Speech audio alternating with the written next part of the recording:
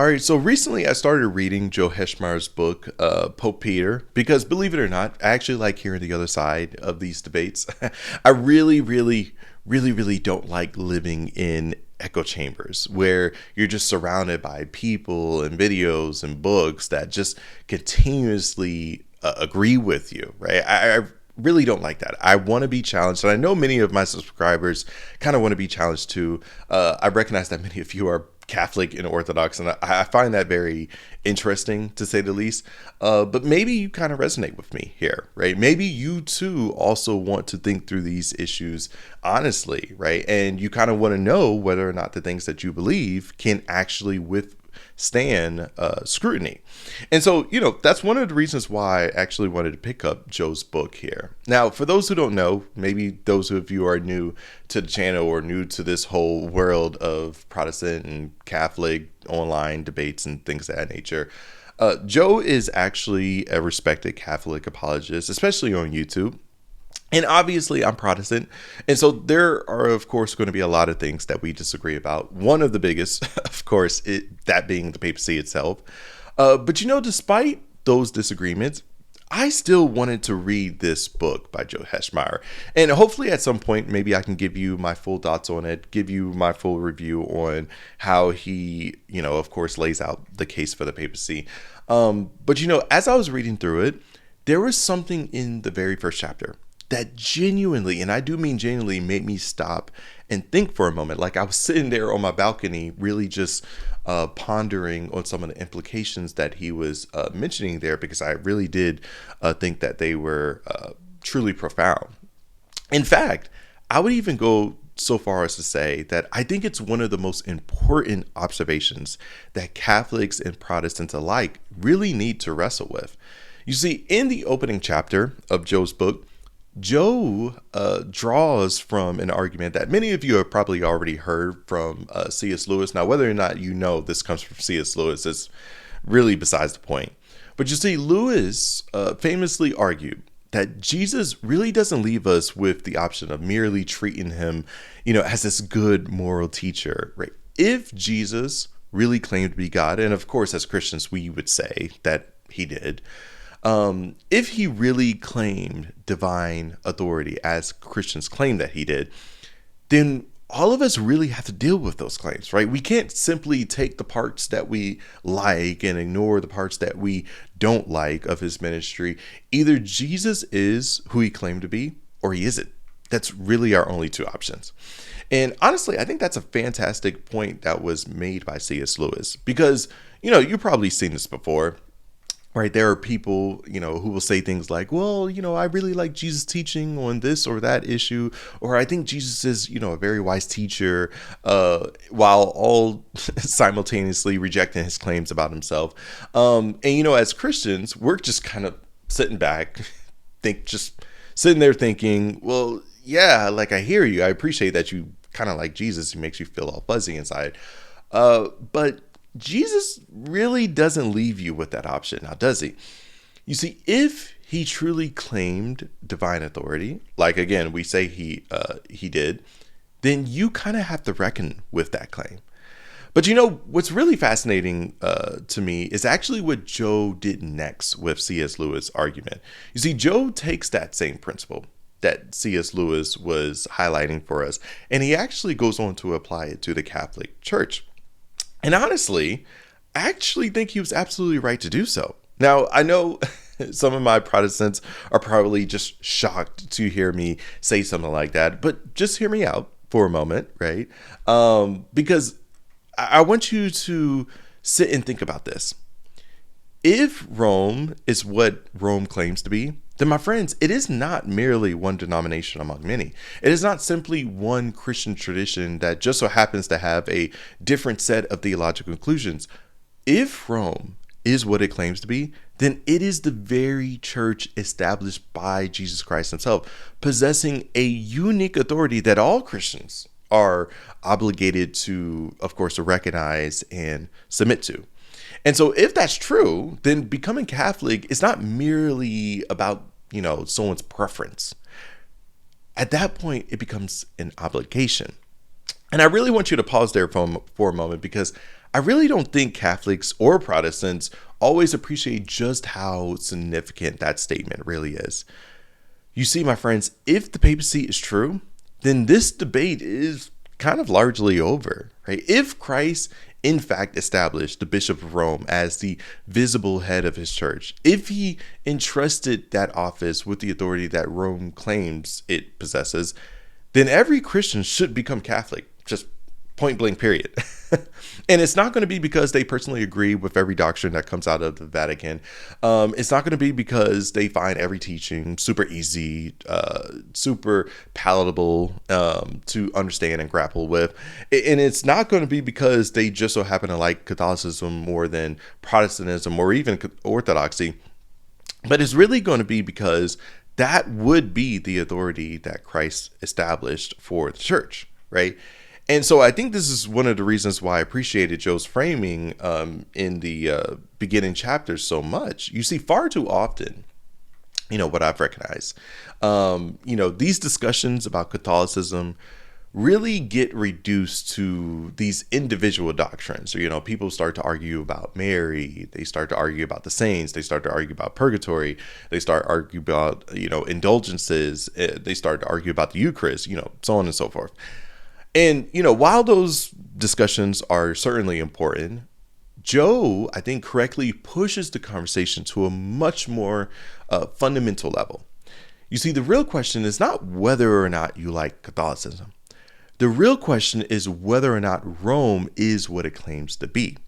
Because again, if Rome is what it claims to be, then all of those other discussions really become secondary issues, right? They're still important, but they're just not the main issue. And likewise, if Rome is not what it claims to be, then all of those discussions suddenly take on an entirely different significance altogether. In other words, my friends, Joe is absolutely right about this.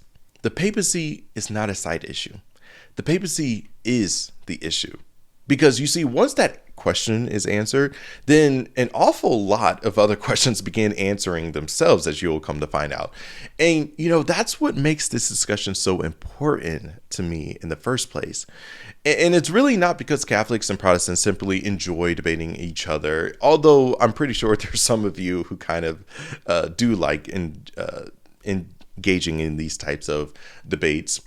But I think it's because the claim being made is one of the biggest claims that can possibly be made within Christianity itself.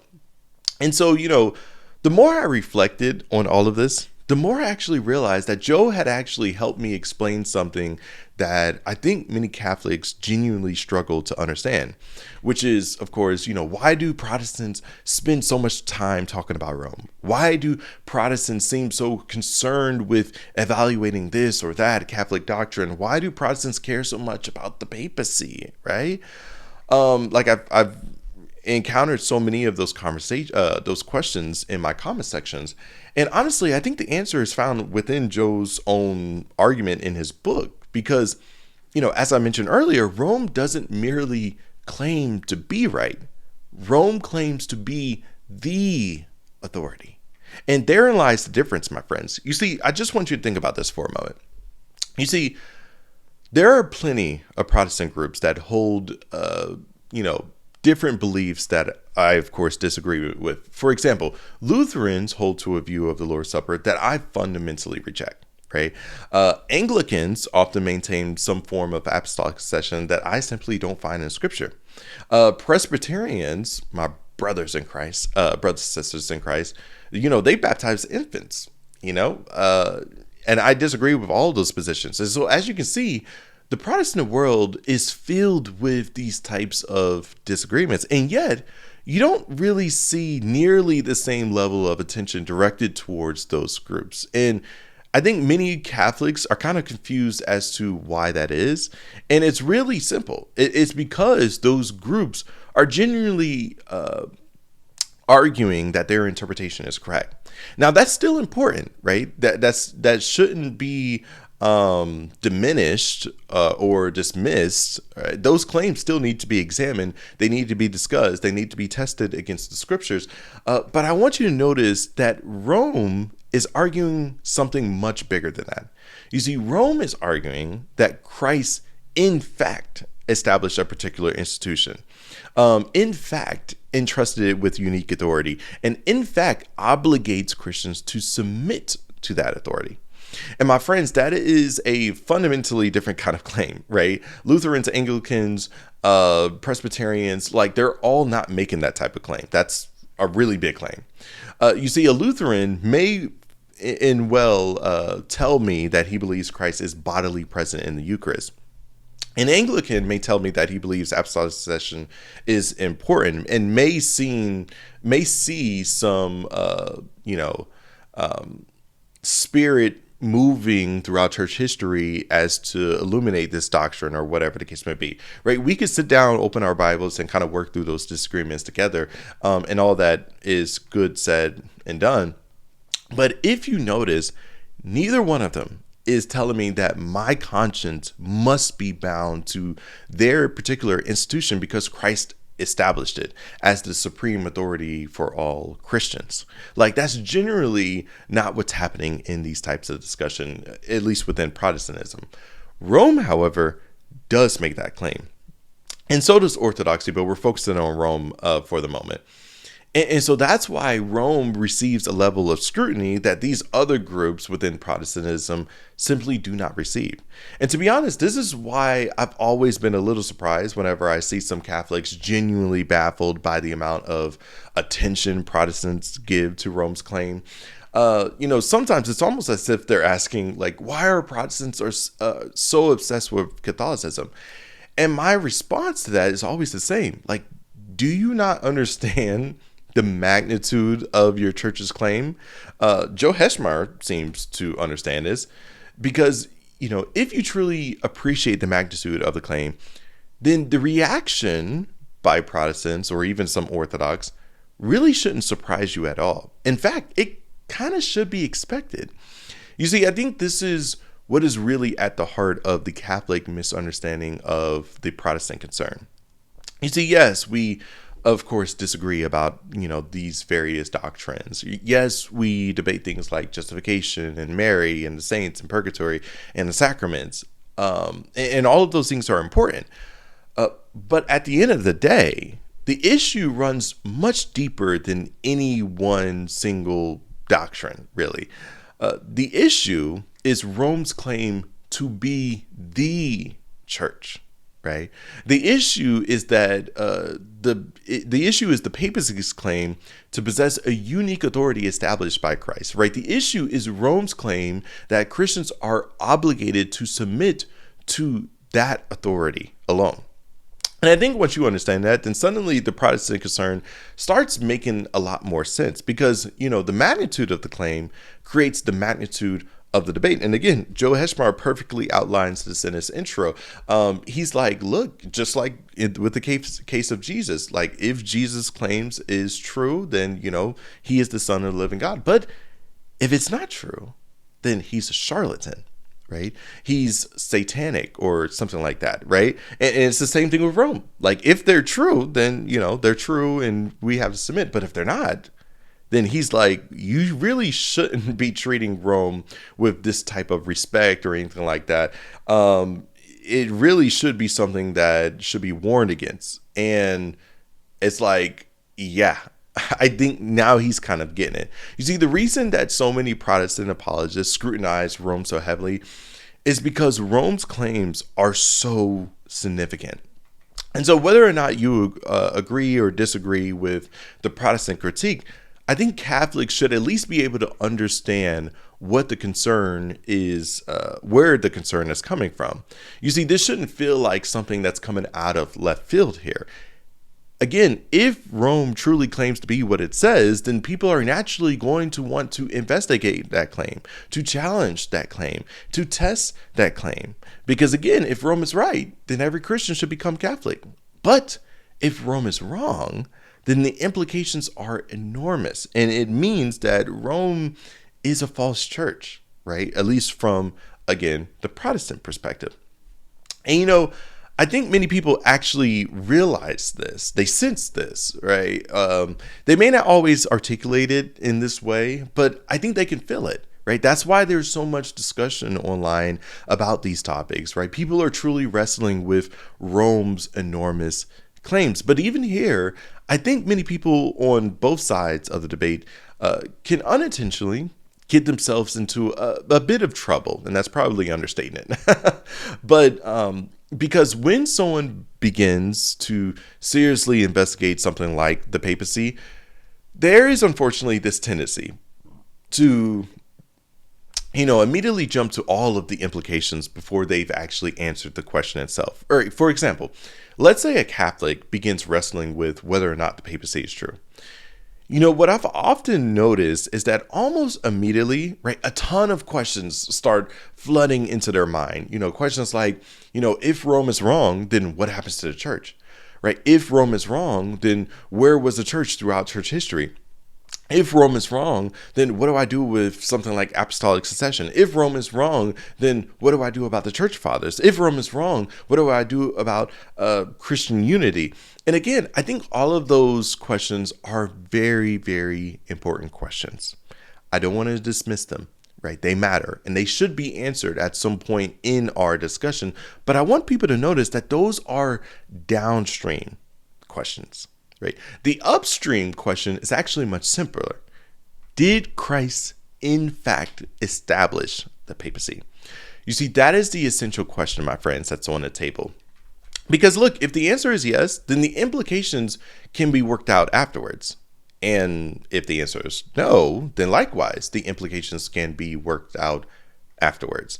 But my friends, what we cannot do is allow the implications to determine whether or not the claim itself is in fact true, because that's not how we really evaluate truth. For example, when people in the ancient world believe certain things about, let's say, the cosmos, about the earth, and then later discoveries challenge those assumptions, what did that do? Well, that created a massive worldview shift. And I know some people are probably going to say, and some of my scientific nerds are probably going to say something like, well, actually, Janai, people in the past didn't all believe that, let's say the earth was flat. And, fair enough. You can have those distinguishers and things of that nature. But that's not really the point that I'm trying to make. You see, I just want you to roll with the illustration for a moment. You see, the point that I'm trying to make is this. When a claim is tested, we don't really determine whether or not it's true by asking, how many other things that we'll have to rethink if it turns out to be false, right? That's not really what we do, right? Just imagine someone saying, well, Jedi, if this scientific claim is wrong, then just imagine we're just going to have to change so many textbooks and rethink a lot of assumptions that we held so dearly and correct a lot of things that we previously believed. Like if you ask that in a scientific lab, right, the scientist is probably going to respond like, okay, then we'll just have to rethink those things. Because, my friend, the question for the scientists and the question for all of us, for that matter, irregardless of what area of life that you're operating in, whether it be science or theology, whatever, right? The question should not be, how disruptive would this be if it were true? The question should be, is this true? And my friends, that's the point that I'm trying to make here. What you may have to rethink after determining whether or not the papacy is true or false is really besides the point when you are first trying to determine whether the papacy is true or false. And honestly, I think this is one of the reasons that so many people struggle to fairly evaluate Rome's claims. You see, many people have been taught to think about Christianity through a particular lens, through a particular framework. For example, many Catholics have been taught to think of Rome and the church as virtually interchangeable categories. And so, of course, when a Catholic hears someone challenge Rome's claims, let's say a Protestant challenges Rome's claim that it is the one true church or whatever the case may be, what they often hear is something much bigger than what the Protestant is actually claiming, right? They'll often hear something like, oh, so you're saying that the church failed. Or so you're saying that the church, Christ abandoned his people. Oh, so you're saying that Christianity, somehow went off the rails. This is kind of what you heard with George Farmer and Candace Owens, when they were talking with Valley Beth Stuckey, and of course when Candace Owens converted. And they're just representative of what you hear basically online. You kind of hear these things. But from a Protestant perspective, we say this all the time. I've heard Gavin Ortland say it. I've heard Frank Turek say it. I've heard so many other Protestant apologists constantly clarify this. From the Protestant perspective, none of those conclusions necessarily follow from that premise. And you know why that is? It's because those conclusions are already assuming Rome's understanding of the church before Rome's claims have actually been established. In other words, my friends, you're using Rome's ecclesiology to prove Rome's ecclesiology. Ecclesiology, for those who don't know, is the study of the church, right? It's the doctrine of the church. But my friends, that's just circular, right? And that is precisely what someone investigating these questions has to be careful not to do. You see, you cannot investigate whether or not Rome's claims are true by assuming Rome's framework from the very beginning, right? You have to be willing, at least for the sake of honest investigation, to let your framework be challenged. Now, I really don't want Catholics to misunderstand me here, right? I'm not saying that Protestants don't have maybe similar assumptions or different assumptions, but still assumptions nevertheless. We absolutely do, right? I'm not saying that I myself come to this issue with some perfectly, neutral, unbiased mind. I don't, right? I'm human. I have assumptions. I have a framework. I have theological convictions. I have all of that. So I'm certainly not trying to pretend that I'm somehow, or Protestants are somehow exempt from this problem.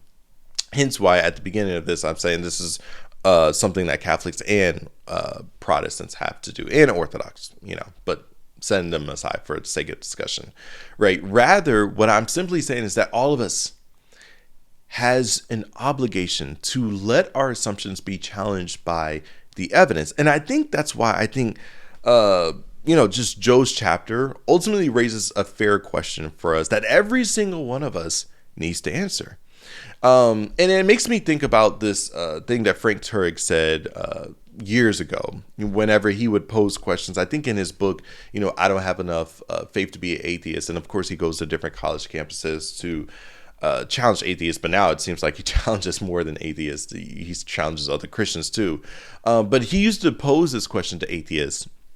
I thought it was absolutely powerful. He would ask them, if Christianity were true, would you believe it? And of course, an atheist can just reverse that question as well and ask Frank Turek and many other Christians, if atheism were true, would you believe it? But even with, I think, both of those questions, I think it's absolutely fascinating because the reason why that question is so powerful is because I think it gets beneath the evidence and exposes something deeper. I think it reveals our heart posture as it relates to these discussions, right? It forces us to look in the mirror and really ask ourselves, are we actually searching for the truth? Or are we really just searching for confirmation bias? And I think there's a similar question that Catholics and Protestants really need to start, of course, asking themselves, if the papacy is true, my friends, would you become Catholic, right? And if the papacy is false, wouldn't you want to know that?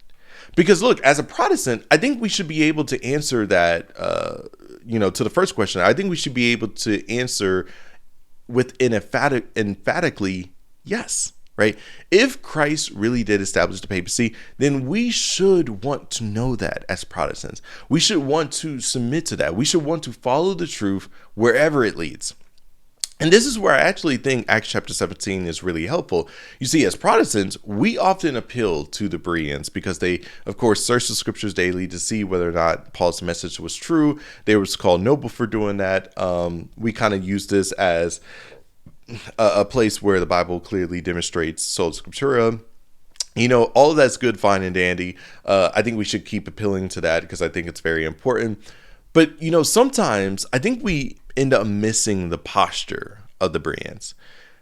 You see, I want us to notice that they didn't merely receive Paul's message with some, cold cynicism, right?